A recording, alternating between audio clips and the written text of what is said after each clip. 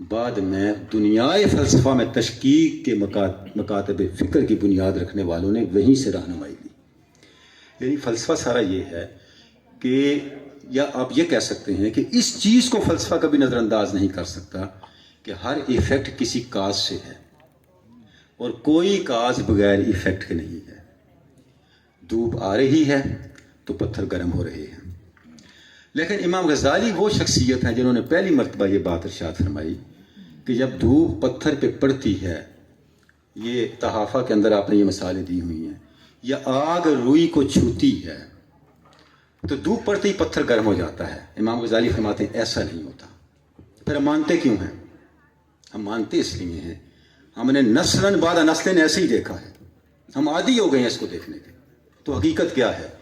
امام غزالی فرماتے ہیں جب دھوپ پتھر پہ پڑتی ہے، اس کے درمیان بھی یہ کام ہوتا ہے، وہ مشیت خداوند ہے.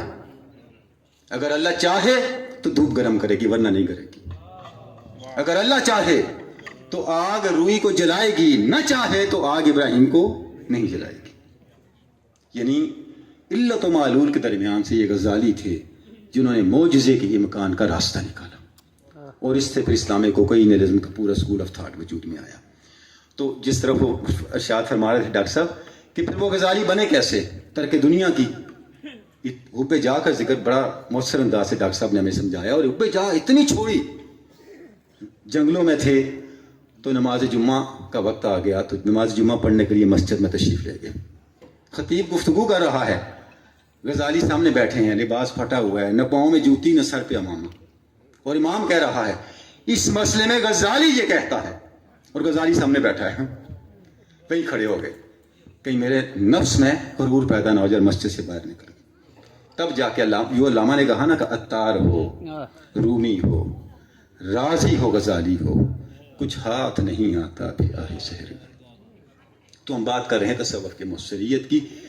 تصوف اتنا مؤثر ہے، سوسائٹی کے لیے اتنا ناگزیر ہے کہ امام غزالی نے لکھا کہ دنیا جہان کے اگر اہل علم و دانش اکٹھے ہو جائیں، صوفیاء کی دی ہوئی اخلاقیات میں ایک نقطے کا اضافہ نہیں کر سکتے. ایک نقطے کا، المنقذ من الضلال، ایک نقطے کا اضافہ نہیں کر سکتے. صوفیاء اتنے پرفیکٹ ہیں. سبب کیا ہے؟ یہ اہل ذوق ہیں. علماء سن کے بیان کرتے ہیں، یہ چکھ کے بیان کرتے ہیں. اس لیے میں ادھر آیا. اور اقبال اسی راستے کے مسافر ہے. اقبال